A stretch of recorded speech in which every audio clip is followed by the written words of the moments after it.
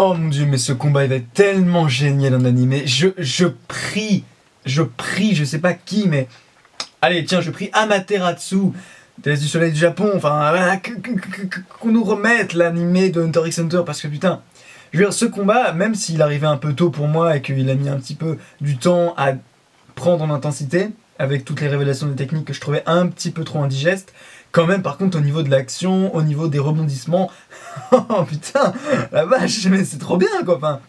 Après, je suis conscient que, et j'ai pris conscience de certains commentaires que vous me faisiez dans certaines de mes reviews par rapport à Hunter x Hunter, que, voilà, ça vous plaisait pas trop, des fois, trop de texte, machin, tout ça, trop de côté un peu, je sais plus qui disait ça, mais... je sais plus exactement quelle personne disait ça, mais il y a une personne spécifique dans les commentaires qui me disait qu'en gros les combats étaient trop cérébraux tout le temps. Et je peux comprendre, c'est vrai que le style de Togashi c'est toujours d'aller au fin fond de l'esprit de ses combattants à chaque fois qu'il y a un combat. Mais ça veut pas dire que les combattants combattent de la même façon. Vous prenez Uvogin, vous prenez Morel, vous prenez Nov, vous prenez Knuckle, vous prenez Shoot, putain... c'est quand même super différent. Vous prenez Netero et Meruem, rien à voir. Donc oui, effectivement, dans les combats, je veux dire, Togashi prend le temps de bien nous montrer que l'adversaire analyse la technique de l'autre. Et finalement, dans un certain sens, c'est chouette parce qu'on voit qu'il y a vraiment une adversité. Il y a de l'adversité, il y a du jeu, ça crée de la lutte, de la friction, c'est intéressant. Après, je dois avouer que c'est vrai, des bonnes vieilles luttes à la Neutra versus Kenpachi dans Bleach, ça c'est important aussi. C'est important d'avoir l'inverse total, c'est-à-dire juste de la puissance à l'état brut qui s'affrontent. C'est bien aussi. Mais bon, c'est vrai que là, si vous cherchez ça, allez plutôt du côté de Dragon Ball ou de Bleach si vous cherchez des combats de ce style-là. C'est vrai que Hunter x Hunter est beaucoup plus dans le côté un peu cérébral, dans le côté un peu tactique. Voilà, c'est vraiment le truc de Togashi, ça faut quand même le reconnaître. Bon bah, la review maintenant. On se retrouve donc pour les reviews des chapitres 355 et 356 de Hunter x Hunter. Les chapitres qui donc font suite au combat entre Chrollo et Hisoka, et qui sont tout autant intenses, je dois dire. Pas tant que ça des différences entre les chapitres 355 et 356, puisque tous deux terminaient sur Hisoka confronté à l'échec, si vous voulez. Le dernier chapitre, c'est quand même beaucoup plus préoccupant, je dois vous l'avouer. Mais quand même, je pense que, alors vous le savez comme moi, hein, que Hisoka voilà, n'a pas encore joué toutes ses cartes, c'est le cas de le dire. Je vous l'avais expliqué dans la précédente review, voilà, il y a encore des choses à faire, et je pense que là, c'est pas du tout la fin du combat, ou alors si c'est la fin du combat, c'est en tout cas pas du tout la fin de Hisoka, je vous le rassure. Je vous le rassure, ça n'a pas de sens, bien sûr, c'est soit je vous le promets, soit je vous rassure. Voilà, petite leçon de français. Donc, premier point, Chrollo. On va parler de Chrollo, de Kuroro, hein, mais bon, moi je dis Chrollo. Alors donc, Chrollo, c'est intéressant parce que on voit que depuis le début, en fait, il avait la situation au creux de sa main. D'ailleurs, en fait, c'est complètement génial de dire ça parce que c'est techniquement vrai, il avait vraiment la situation au creux de sa main, enfin je veux dire avec Sun and Moon, enfin, pas exactement, mais voyez, c'est Convert Hands et Sun and Moon, toutes deux emploient les paumes des mains pour activer le pouvoir, donc voilà, c'est marrant de dire ça, mais c'est vrai, c'est-à-dire qu'au sens figuré, Chrollo avait la situation en main depuis le début, il tenait Hisoka dans un piège depuis le début. Et en fait, je pense qu'il y a deux techniques qui lui ont conféré deux gros atouts parmi toutes ces techniques. La première pour moi c'est Order Stamp, parce qu'avec Order Stamp, et évidemment avec Gallery Fake, hein, qui lui permet de faire toutes les copies, mais en fait les deux ont été utilisés en même temps. En fait, ces deux techniques-là, Order Stamp et Gallery Fake du coup, elles lui ont permis de créer des tas de clones et de submerger la vision d'Hisoka en fait, et d'occuper Hisoka pendant que Chrollo, justement, préparait ses mouvements offensifs. Parce que ça, c'était un mouvement plutôt défensif, vous voyez, le fait de brouiller la vision d'Hisoka, de le faire, parce que là on parle de combat, donc voilà, il y a de la tactique, c'est agréable justement de réfléchir à ça.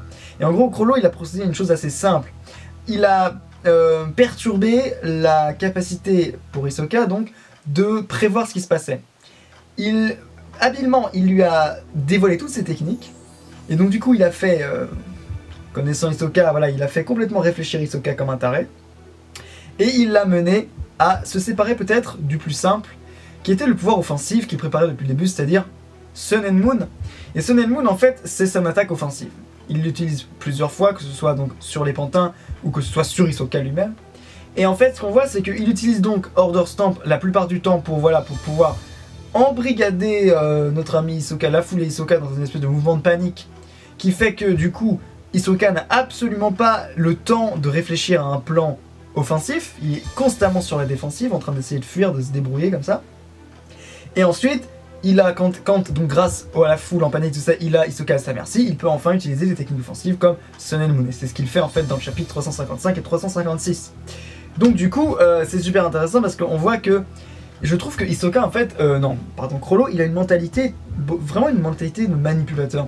Vous savez, par rapport aux naines, on dit que les émetteurs sont très impulsifs, enfin, sont très téméraires et francs, que les renforçateurs, enfin vous voyez les renforceurs, enfin je sais pas comment on dit, comme Gon ou Netero sont beaucoup plus impulsifs et voilà et émotionnels.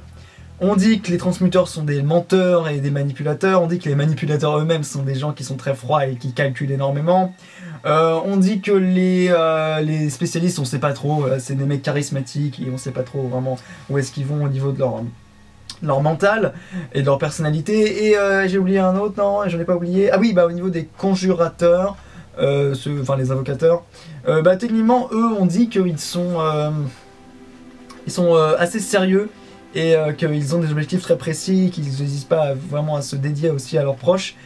Donc en ce qui concerne Chrollo, franchement je trouve qu'il ressemble vraiment beaucoup, il utilise beaucoup de techniques de manipulation, il ressemble beaucoup à un manipulateur en fait, même si c'est un spécialiste, c'est-à-dire qu'il utilise énormément de techniques de manipulation, Black Voice, Order Stamp, et puis même des techniques pour brouiller, pour un petit peu, alors ça fait aussi penser à Transmuter, donc des techniques comme Convert Hands, comme Gallery Fake, oui voilà, c'est un petit peu près tout pour les techniques un petit peu d'illusion. Donc c'est super intéressant de ce point de vue là, je trouve. Chrollo arrive vraiment à se faufiler entre tous les critères de personnalité des naines et c'est assez intéressant. En ce qui concerne Hisoka, il y a quand même un truc à dire, c'est qu'il est entré en soif de sang, en mode soif de sang si vous voulez, dans le chapitre 355. On le voit quand même complètement en jouissance totale quoi.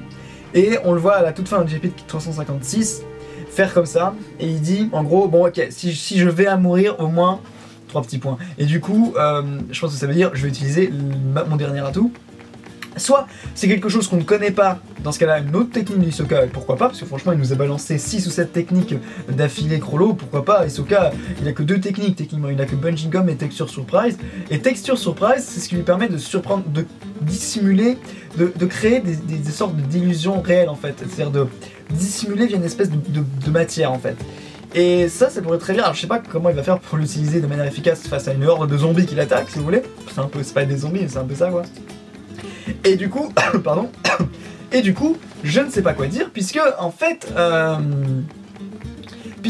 le truc, c'est que Hisoka, pour moi, la seule façon pour lui de gagner le combat, c'est de nous sortir, soit de passer en mode rage total, comme on l'avait un petit peu vu rappelez-vous, quand Gon avait pêché son espèce de carton là, juste avant, il se battait contre un mec et un espèce d'épéiste là, et Hisoka était juste rentré en mode complètement furie quoi, et on l'a pas vraiment vu entrer là-dedans dans ce combat contre Chrollo, pas vraiment, on l'a vu un petit peu au bord de la furie, enfin bref. Donc voilà, c'est à peu près tout ce que je dirais sur ces 2 chapitres, parce que techniquement ils sont pas non plus extrêmement denses en rebondissement, enfin en rebondissement si, mais comment dire, en information, tout ça, ça reste quand même le combat, il y a beaucoup d'éléments tactiques à prendre en compte, mais à part ça c'est à peu près tout. Donc dis-moi ce que vous avez pensé de ce chapitre, dites-moi ce que vous pensez du destin de Hisoka. Évidemment moi je pense que le gars évidemment va nous sortir un dernier truc, et il ne mourra pas, c'est quasiment évident, parce qu'il a beaucoup d'autres choses à régler. Il a des intrigues qui sont en stand-by un petit peu, et puis même s'il vient à mourir dans ce chapitre, dans ce combat, il réapparaîtrait dans l'histoire d'une manière ou d'une autre, donc il mourrait pas. On pourrait croire qu'il mourrait, mais il mourrait pas. Vous pouvez être sûr de ça. Ensuite, on se quitte donc là-dessus, et puis dites-moi ce que vous avez pensé du chapitre, dites-moi ce que vous avez pensé de la review, dites-moi dans les commentaires tout ce que vous voulez, et puis on se retrouve la semaine prochaine, chers amis, pour la review du chapitre 357. Allez, ciao.